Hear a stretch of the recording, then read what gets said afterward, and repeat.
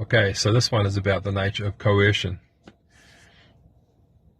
And coercion, actually I don't even know if that's the proper way to pronounce it. Is it coercion or coercion? I think I hear it on TV sometimes as coercion. Either way, this is about the nature of coercion.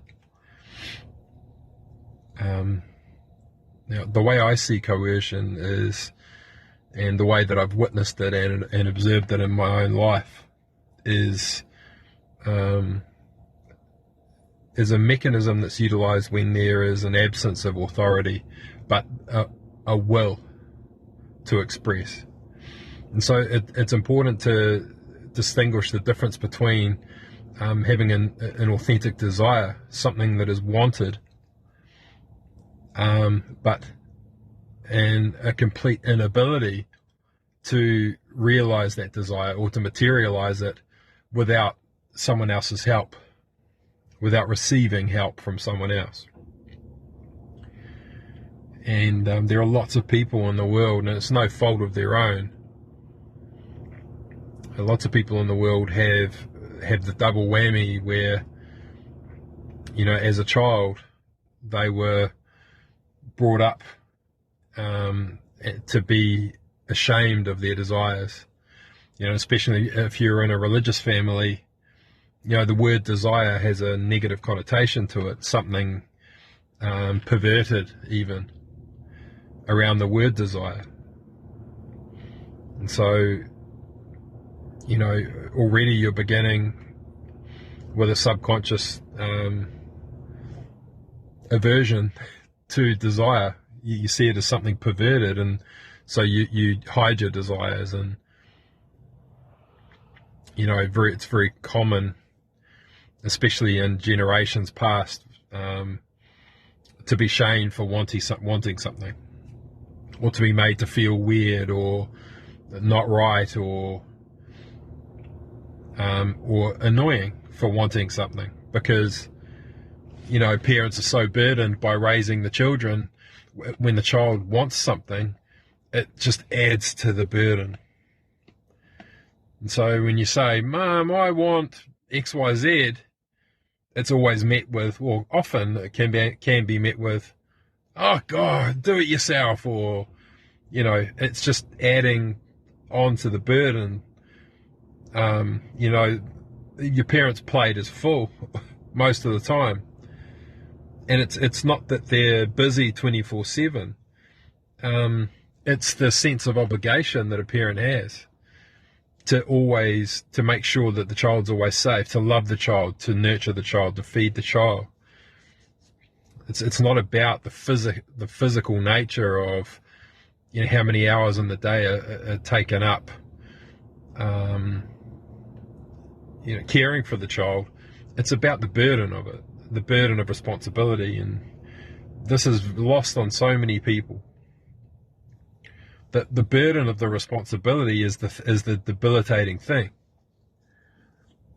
And I came to learn this the hard way, where I thought it was a noble deed when I first got into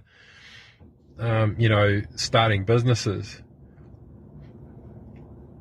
I used to pride myself in being able to do everything on my own. I used to pride myself in being, a jack of all trades and capable of doing virtually anything to a reasonable standard.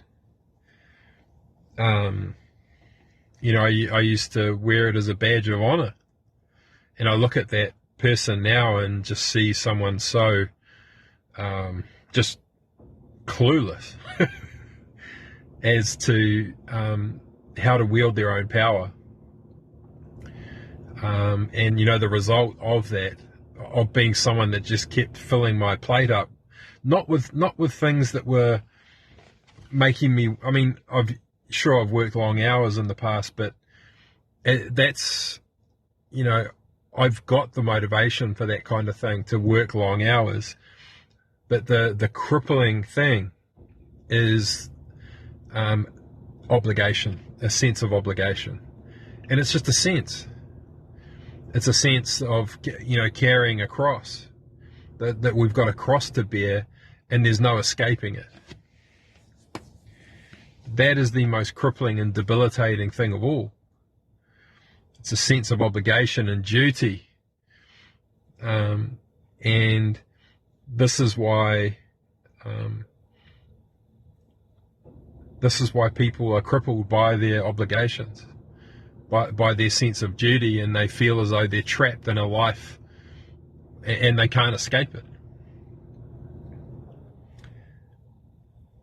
And you would be amazed at how many people live their lives like this, but they'll never ever tell another soul because of the sense of shame that comes with it. And the ones I really feel for are the mothers out there who have such a sense of obligation that they carry with them on a day-to-day basis to be the perfect mother, and especially these days, to have to, work a full-time job and be a mother. And if you're someone who's still carrying the shame of being a child and asking for what you want, being shamed for sharing that you have desires, that you want some help, it's a prison. And now I'm not gonna when we hear these things, we have a tendency to get the violin out and start wallowing in self-pity, because I don't want to remove the physical facts, the irrefutable nature of this, that it is entirely self-imposed. It's entirely self-imposed. Martyrdom is a choice. Nonetheless, I want to acknowledge the gravity of that burden. And, I've felt it myself, not as a parent, but as someone who was not only priding themselves in how full their plate was, and how capable that I was, and how self-sufficient I was.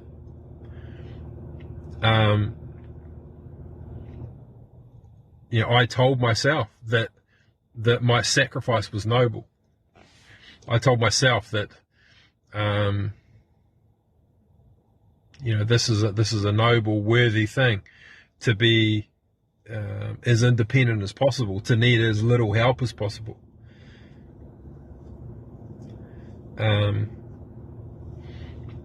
But the truth is, what I actually wanted was all the help in the world.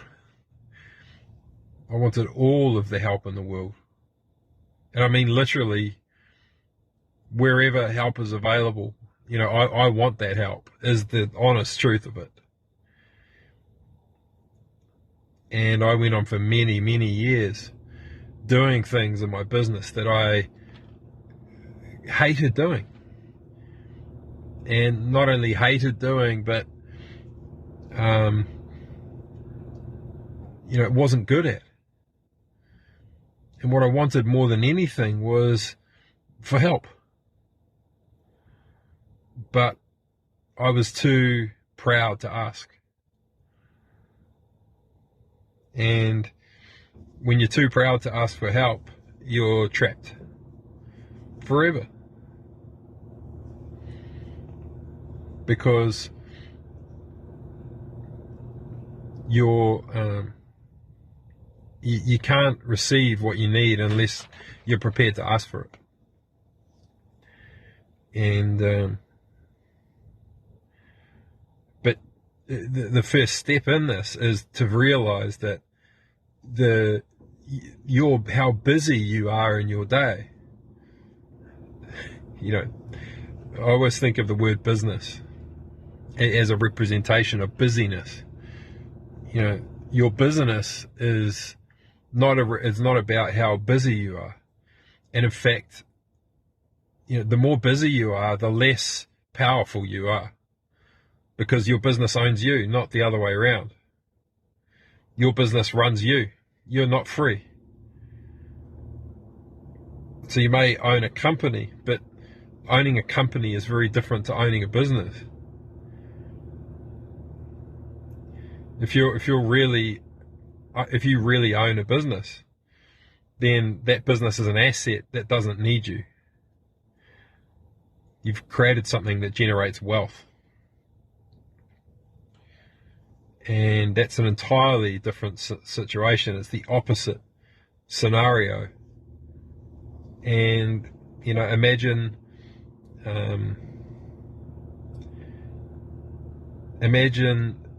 using this now in the context of being a parent. Imagine if your capability as a parent was measured by the people around you based on how little the child needs you. Imagine that. Imagine if your success as a parent was determined by how little the child requires you as its parent. Now, just consider that for a second. Because if you imagine a scenario where your child doesn't need you, you've succeeded. Because you've created a child that is capable of providing for itself. Now, this means that it's a child capable of not only asking for help, but being willing to receive that help. That you've raised a child that prides itself on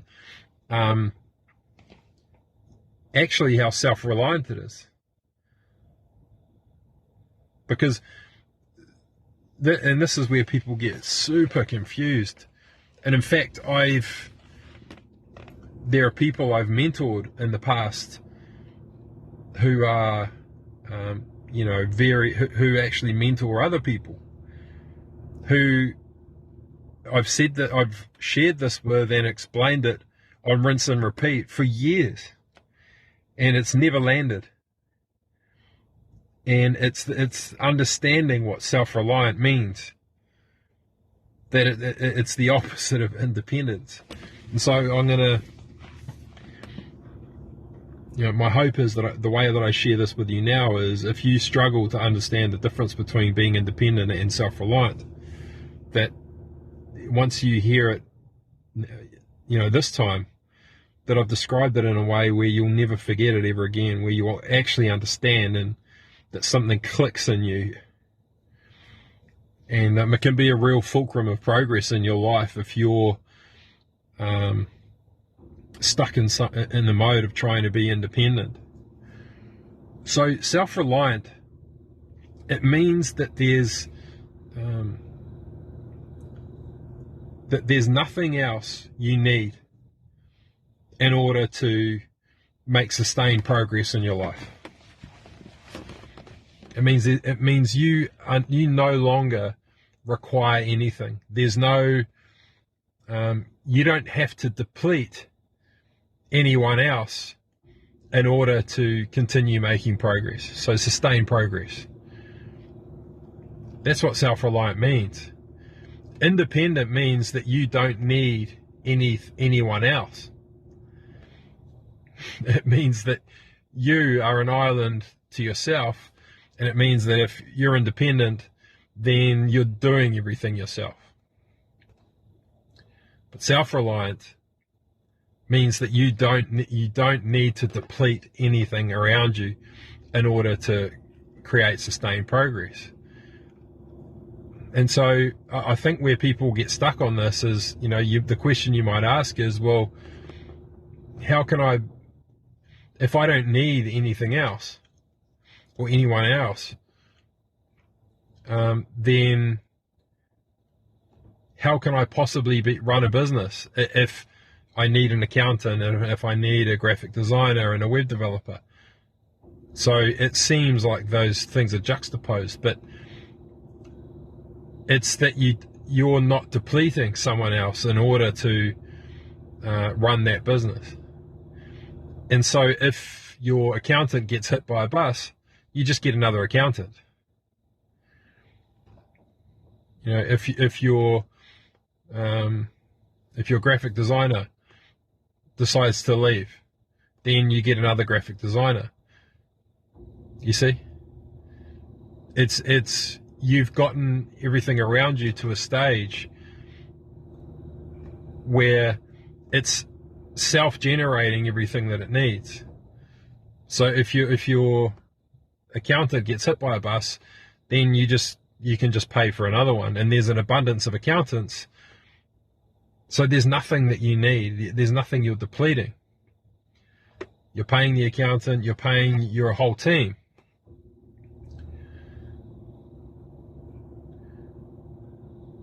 But if you're independent, what you're actually saying is, I don't need an accountant. I can do this myself. Someone who's independent is trying to do everything by themselves.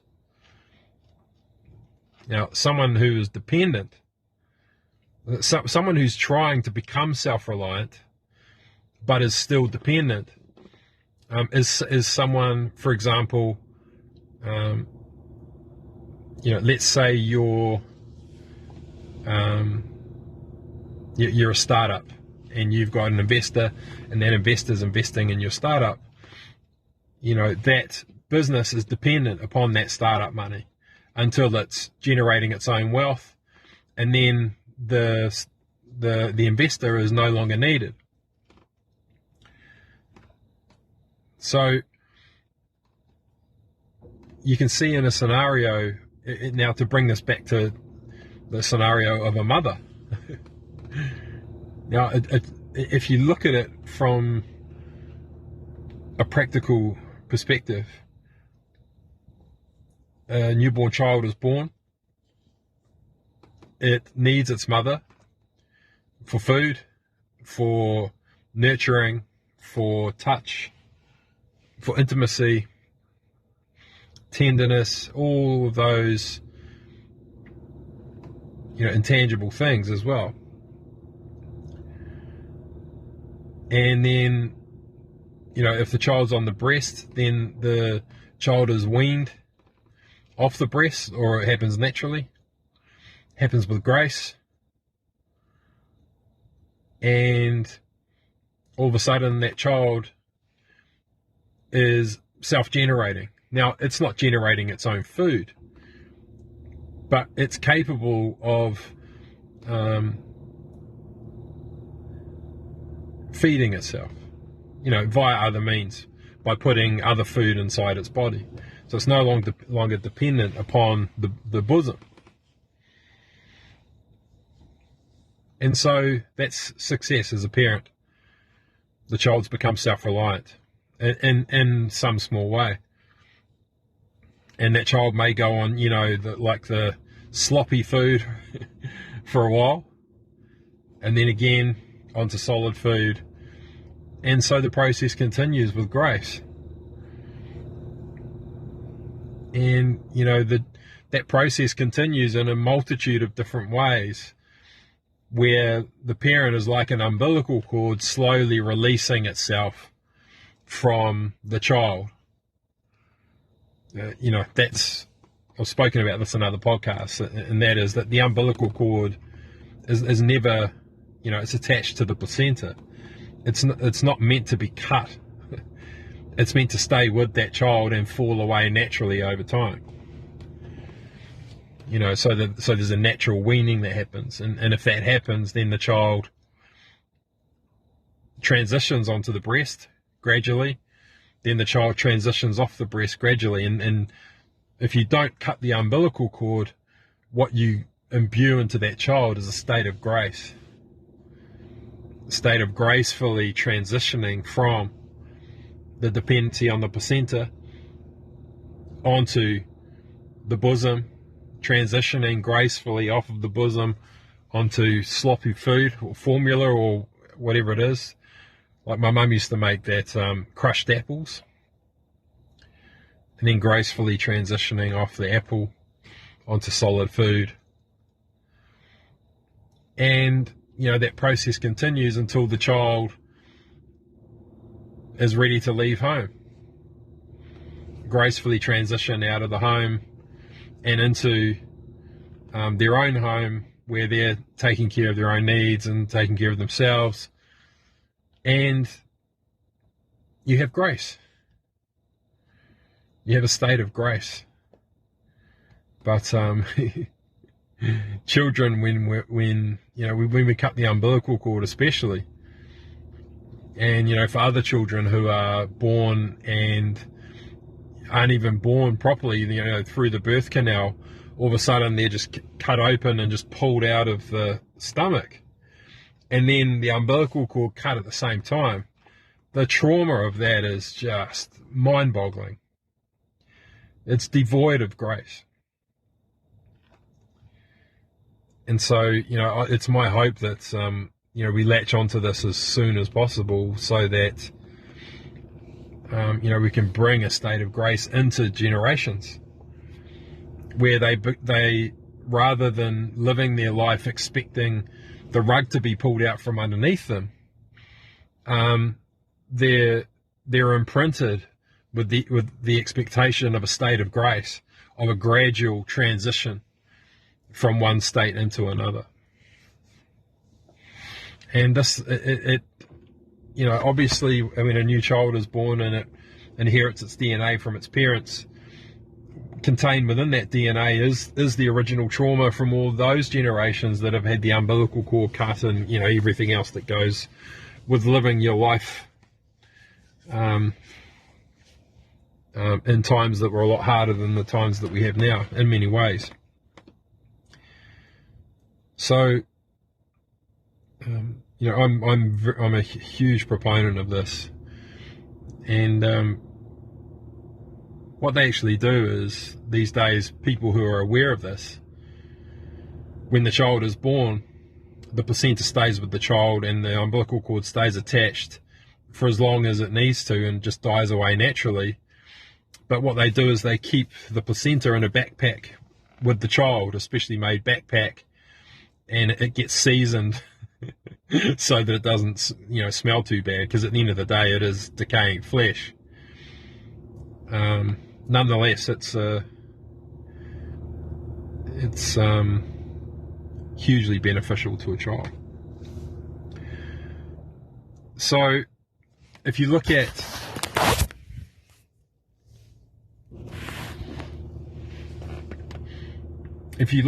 what I've just shared as a backdrop for coercion, then I really wanted to go into this deeply. First of all, for you, if you're someone that can't ask for what you want, that doesn't know how to get their needs met directly because of shame, or because of a fear that the rug's going to be pulled out from under you, from a fear of that you're going to be abandoned for no apparent reason, that you're going to be blindsided because you've had no grace in your life, or you've been shamed for having desires. You are going to find it extremely difficult to have your needs met directly. A, because you're going to be too ashamed to share what you want, and B, you're going to be too ashamed, well, not ashamed, but too proud to admit that you want help. And so you're trying to prove to everyone that you don't need help all the time by demonstrating your independence. And as far as living a life that's your own is concerned, you'll never truly have your own life unless you can break free of these generational chains, really. There are talking about cutting cords, there are generational cords that really need to be not cut, but in the same way that I'm suggesting the placenta falls away with grace over time, it's the same thing. And my hope is that this podcast episode will enable you to identify this in yourself and to say, hey, I am proud of being independent. To first of all recognize it in yourself, and to say, hey, I do feel a crushing sense of obligation to have to do everything by myself, to be independent. And I feel a crushing sense of obligation to to be seen as wanting to be independent. Or even worse, I identify with, my personality, who I am as a person, with how independent I am, and the thought of letting go of that persona, I can't even imagine it. So what I want to say is, I don't want to pretend that this isn't, that you're not actually trapped in a prison of your own making, because you are. And it is, I can only share this with you because I've been through it myself. So I'm not judging. But I am ripping the Band-Aid off at the same time to say that,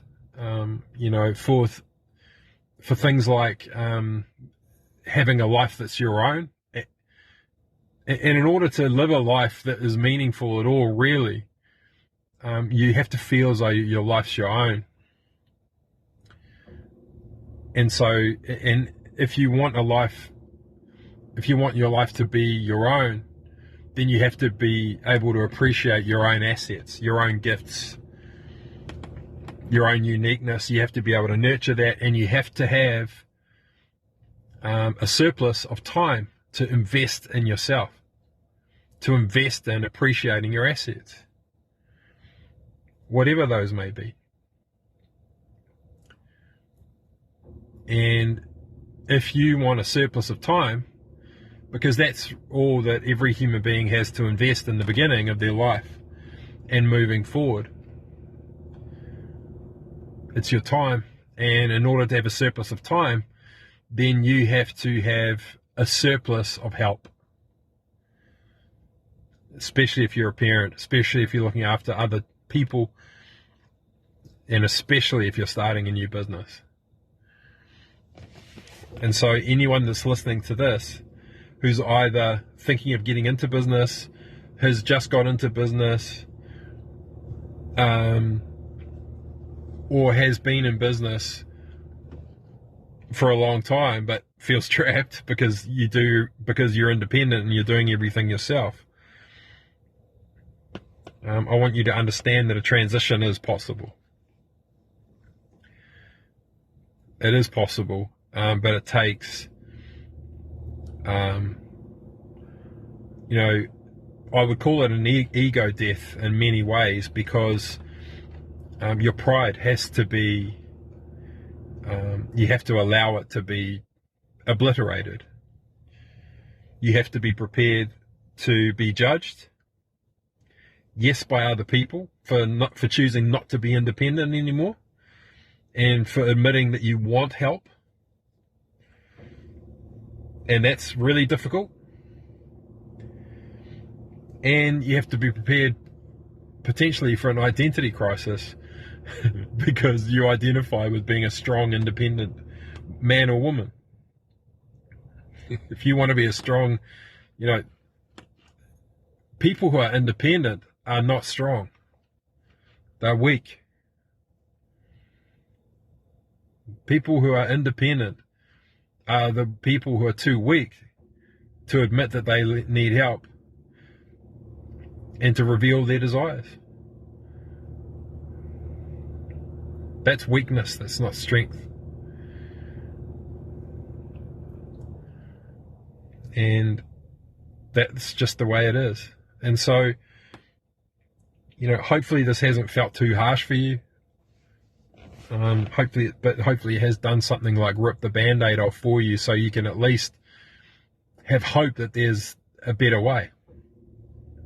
But what I want to talk about now is, if you know that there's just no way you're going to admit that you need or want, let alone want help, that you're not going to ask for help, that you're going to stick to being independent, and there's still a part of you that thinks it's noble somehow,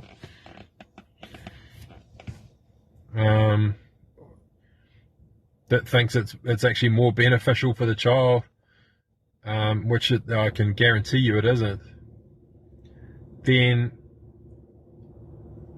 you're a person that cannot reveal your desires. You can't share with other people what it is you want because you're ashamed as a child for wanting those things you wanted and being a burden for wanting things on your parents, then you have to coerce people into giving you what you need, into having your needs met. And coercion is, we see coercion as this sinister thing where people are manipulating the environment around other people to try and get them to do things, to try and make them do things that have their needs met. You can call it manipulation, but coercion is, I would say it's more, coercion is where I've come up against it the most is when people refuse to take responsibility. When people refuse to take responsibility, these are people that don't claim authority. So they don't want to be responsible for making decisions in a business, in their own life. They just want to, advise people. They just want to give advice or teach people or do these kinds of things. But they don't take any responsibility. They don't have any authority. And so they avert responsibility. So nothing will ever be their fault. They can never be blamed for anything. And but they also, and there's no risk. So if they say something and it's wrong, if they have any influence in a decision, and there's negative consequences, it never falls back on them. And this is how you breed. This is a generational pattern as well, because people who avoid responsibility like this, and just try to be advisors, they are always forced into coercion, because everyone has desires. If you say that you don't want responsibility, and you don't want any authority, you've got a massive problem, because you've made yourself totally dependent on other people to have your needs met, without you having to ask them to meet those needs, or you have to choose to be totally independent because you're incapable of asking for help. And so you'll never allow yourself to receive anything, because if you receive something from someone, it's made you look like you had to ask for help. Now, this is debilitating for people. And I think the generations, like my mother's generation and her mother's generation, it's just been so prevalent. On both sides of my family in particular, they'll just do anything to avoid having to ask for help. And so the coercion begins at the beginning of the sentence. And it often begins with a big long story about a scenario they got themselves into, and then they tried this, and then they tried that, and then they tried XYZ, and it still wouldn't work. But there's no question. There's no ask for help. There's no, would you mind having a look at this for me to sort it out? It's just a story. And so the pattern normally goes, here's a story about me trying to do something, and an obstacle that I hit. Then if there's no response after that, if the person doesn't then offer, and this is where you have to draw on a sense of obligation. So in this scenario, they're hoping that a sense of obligation will get the person to go, oh, I'll take care of that for you. But here's the thing. Obligation is what cripples.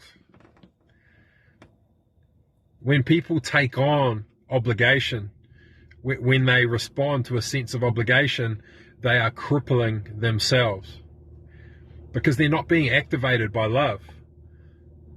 They're being activated by a sense of obligation. And so you are making your decisions on how to behave and express yourself into the world based upon a sense of obligation, not on desire, not on your interpretation of the signals in your environment, not on sustained progress for yourself, not upon an emotion, like a positive emotion. It's not a moving towards. It's a falling under. And so it begins. Oh, let me do that for you. Oh, I know how to do that. Yeah, I'll take care of this. And now let's say in a scenario, so this person, they tell the story about this thing they tried to do, but nothing happens. It doesn't evoke a response out of someone else to help them. Now, this is where the next layer that comes in is pity. And this is the really sad one that I see, especially, I mean, this is it's tugging on my heartstrings as I'm saying it, but, you know, when we try and get pity from others, it's because we're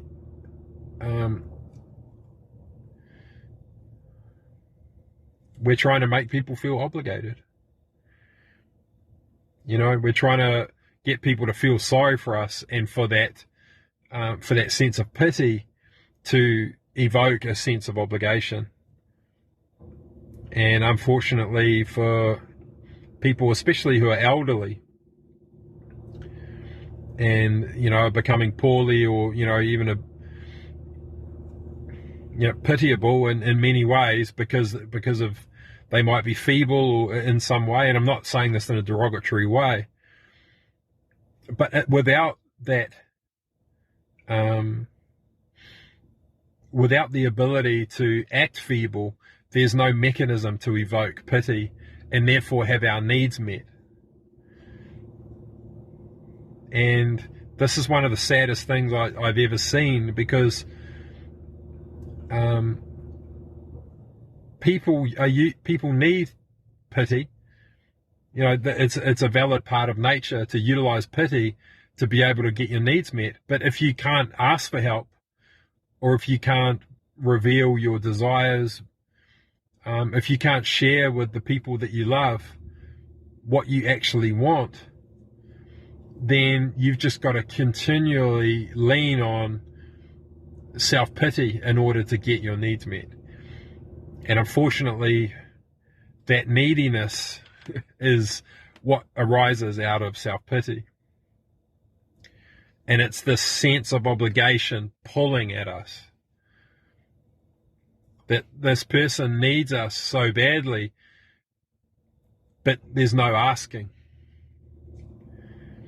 There's no asking, so there's no giving, and there's no receiving. There's just an act.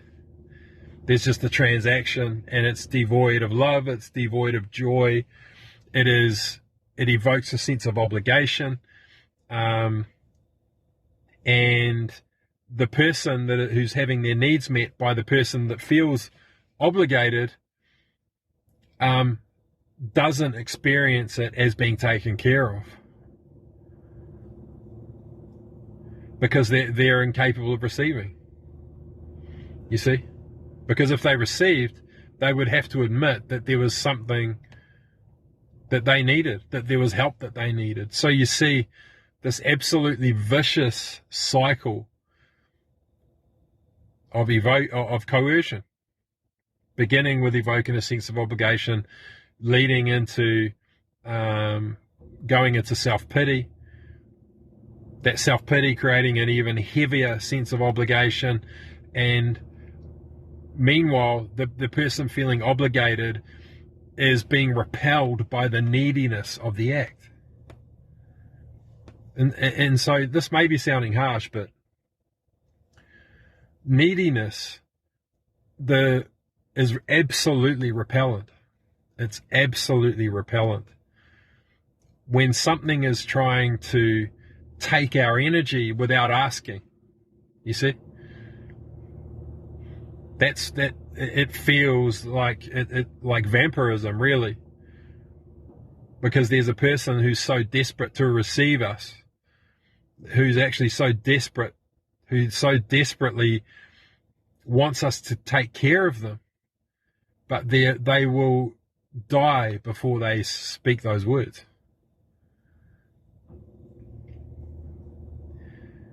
And so that aspect of our nature that loves them, it can never be expressed as love,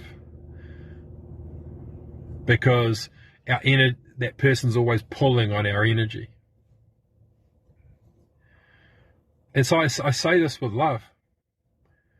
You know, I've experienced it in a massive way in business.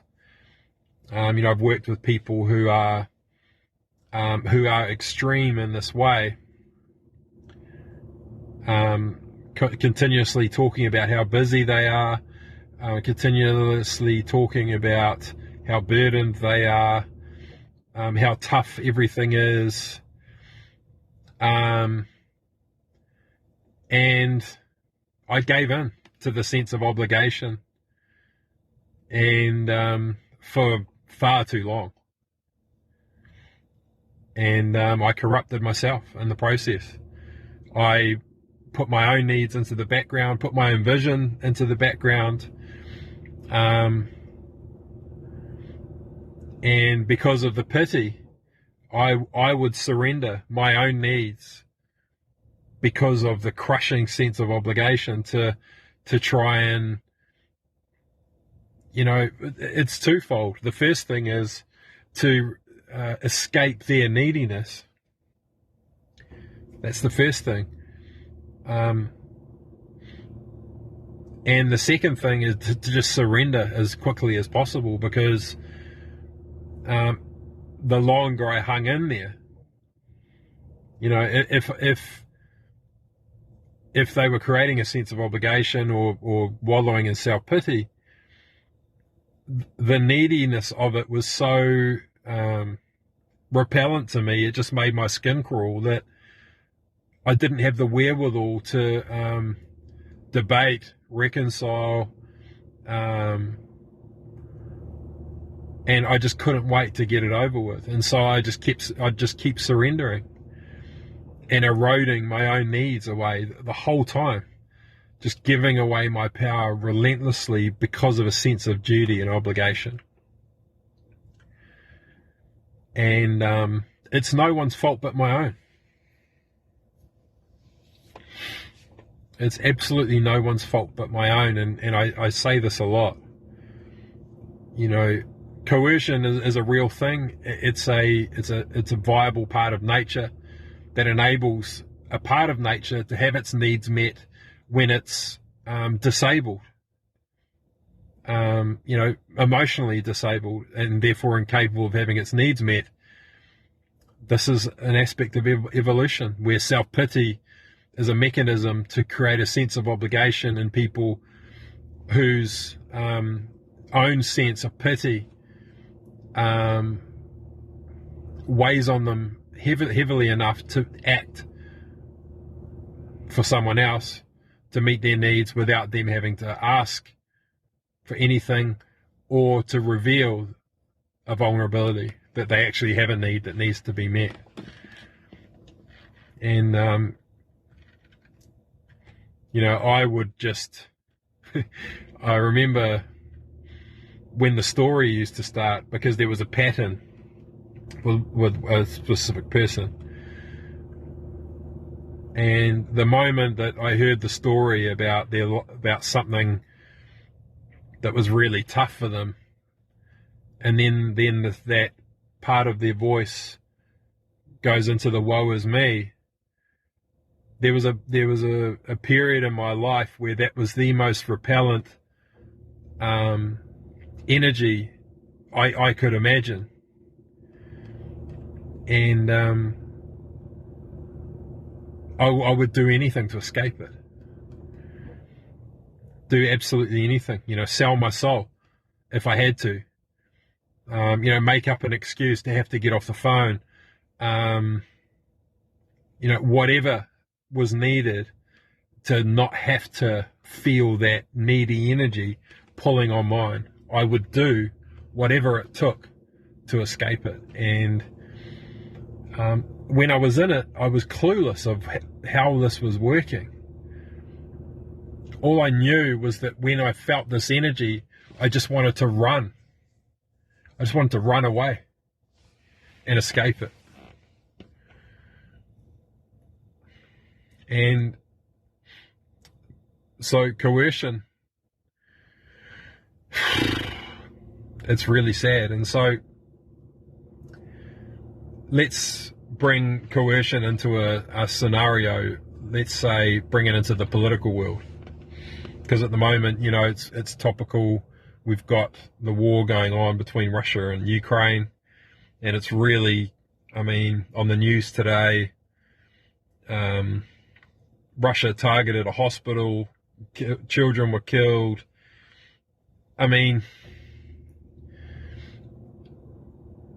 It's a form of coercion. It's a form of coercion. And, some of you will know that before Russia decided to go into battle, Putin spoke to a lot of his senior people, and he was asking their opinions on whether we should honor the sovereignty of the nation. And really, when you're saying this, what you're saying is that if you're not prepared to honor the sovereignty of the nation, then you're prepared to impose yourself against their will. And so if you look at the scenario that's being played out now, you've got a war going on, and what you're trying to do is to evoke enough self-pity within the nation of Ukraine that they feel coerced to surrender. And rather than Russia trying to have their needs met directly, because the purpose of attack is to evoke surrender. But when we're attacking someone else, it's because we're refusing to surrender ourselves. When we're attacking someone, we're trying to force them to surrender so that we don't have to. So that we don't have to. And so, who really knows what's going on with this war? Is it about the gas? Is it about the history, unfinished business that happened in the past between the two nations? I don't really know. But what I do know is that we have no idea what the needs of Russia are that they're trying to get met by the war. And what does that say about the state of our evolution as a society, where we still haven't evolved to the point where,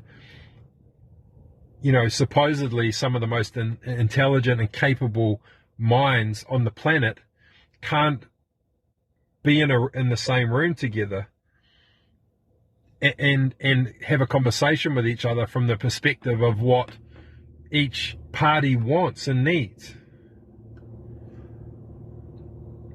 You want control of the gas? Okay, why is that? Why are you so dependent on it?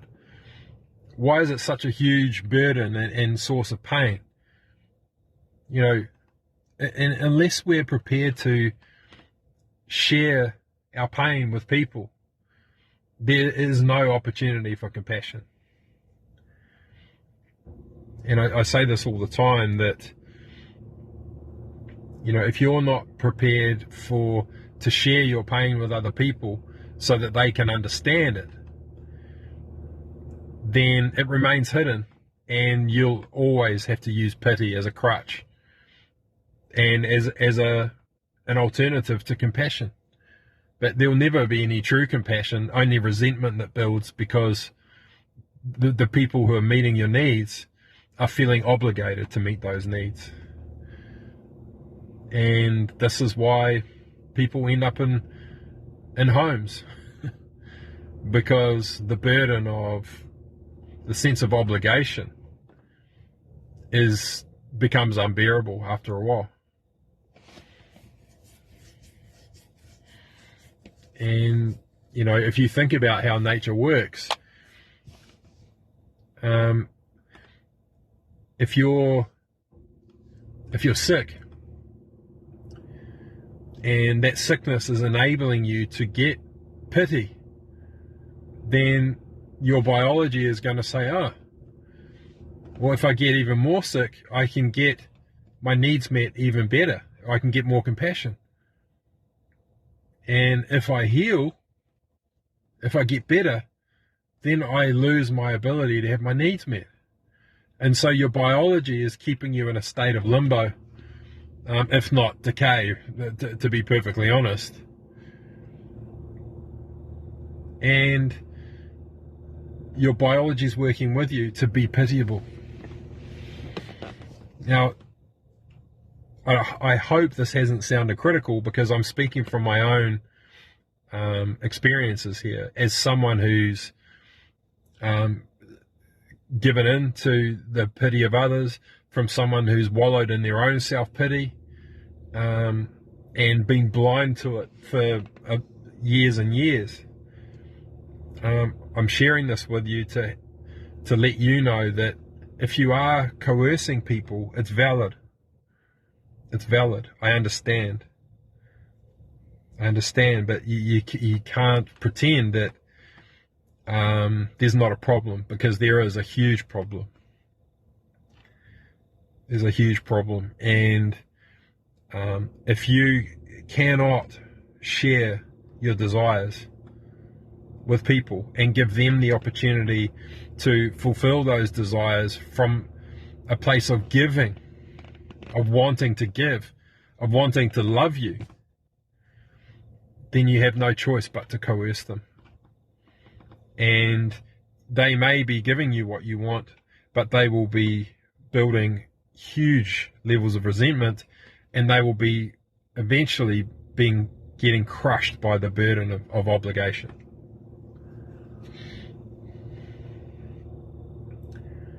And in business, this is devastating. This issue alone led me to make so many compromises I never should have made in my own business.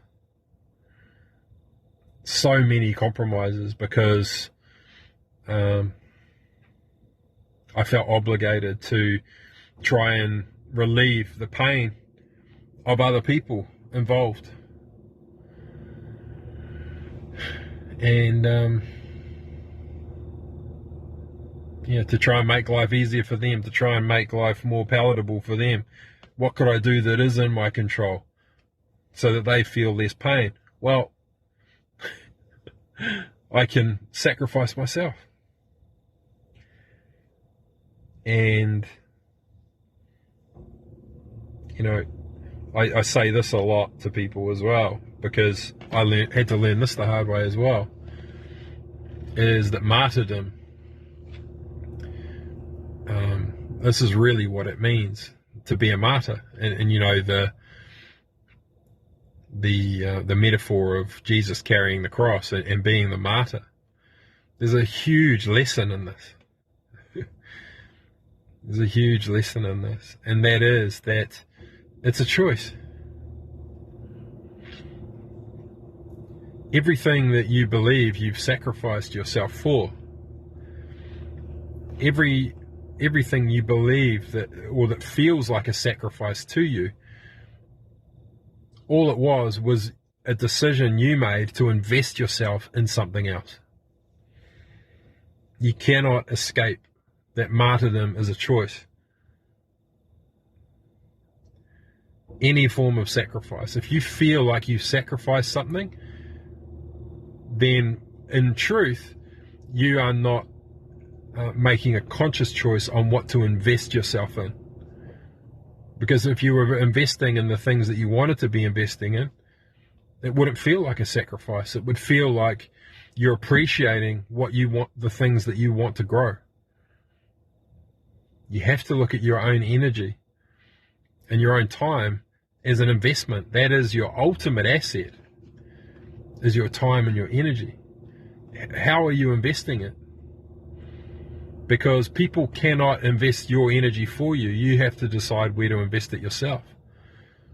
And so if you're saying that you've sacrificed, no, you haven't. You've made a decision on what to invest yourself into. That was your decision. Yes, I understand that you may have felt obligated. Nonetheless, no one forced you. You were coerced. And this is how it works. You were coerced, but you can refuse to be coerced. I had to, for me to save myself from the situation that I got into, I had to cut this cord in a way that was devoid of grace. And it quite literally, it could have saved my life, actually. I won't go into details, but my health was being impacted so severely by the burden I was carrying. And again, you can see I'm about to slide into self-pity as I'm talking to you. I'm about to tell you how painful it was that I carried this burden, but they were decisions that I made on what to invest myself into.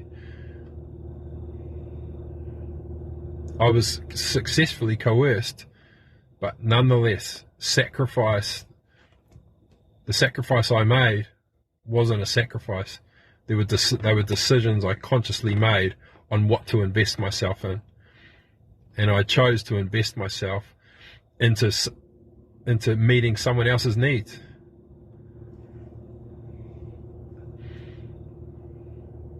And surrendering my own.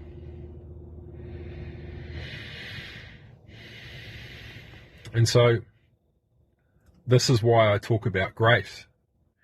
That's why I've said it multiple times and used multiple examples of grace, is that we need grace in the world. We need grace in the world, because if we did have grace, then people wouldn't be walking around in fear of having the rug pulled out from under them. They'd be expecting grace. They'd be expecting to receive grace.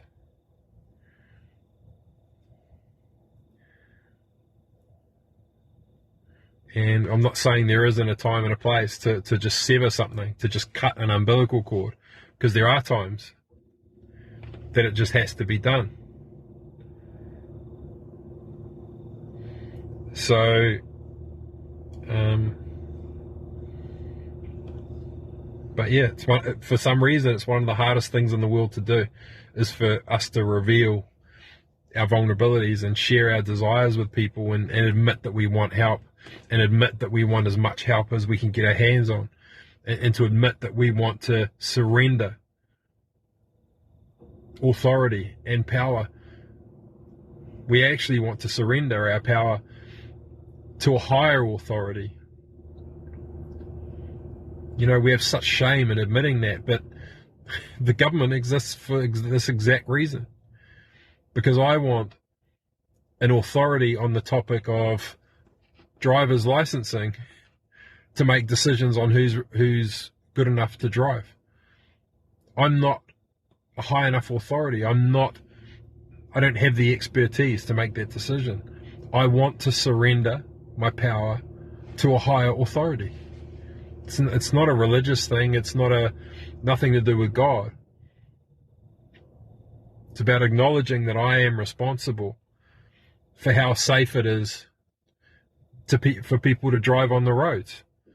I'm responsible for the lives of children who walk on footpaths. And so the only thing that makes this system work is that I trust the authority.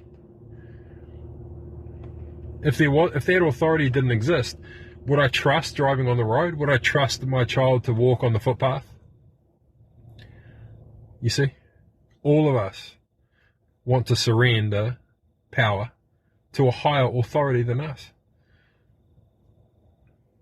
Understand this. Even those of you that have been protesting, for human rights, against mandates. Understand this. Even you want to surrender your power to a higher authority. You want a higher authority to take care of you and to look after you and to make decisions on your behalf that you're not capable of making on your own. You want it. You want it, but you refuse to surrender. You refuse to surrender. And so my question to you is, and this goes to everyone who refuses to receive a vaccine, and I'm not saying that your reason for not receiving it isn't valid, because in many cases it is. But if you're choosing not to be vaccinated out of principle, because someone's trying to force you, could it be that it's just a higher authority that's sincerely trying to take care of you in the best way that it knows how? Understanding that it too is susceptible to mistakes. But in this now moment, it is the highest authority and most likely to be able to make a decision that I'm incapable of making on my own. And so what I would throw into the mix with that as well is that my belief is that it should still be the individual's choice. So I want a higher authority to care for me, to take care of me, to look after me, who's more capable of making decisions than me on specific topics. But ultimately, I don't ever want to be forced into making a decision that I don't agree with. And ultimately, this is where we have to draw the line, is to understand that the authority that is imbued into a government begins from the ground up. That the authority that the government has is delegated by the people. And so if I'm delegating authority to the government, it cannot force me to do anything, because I can simply revoke that authority, because I reserve my rights at all times. If I delegate my authority to the government, I reserve, all rights are reserved at all times. And that is the right of revocation. That is the right to discretion. That is the right to withhold the truth. I'm entitled to all of those things because I delegated my authority to you. And so if I've given that authority to the government, I hold the power to intervene and to take it away, if that's what I feel is right for me. Nonetheless, I trust in these authorities. I know that they're made of human beings and that they're not perfect, but I believe and I trust that on the whole, they're doing the very, very best that they can.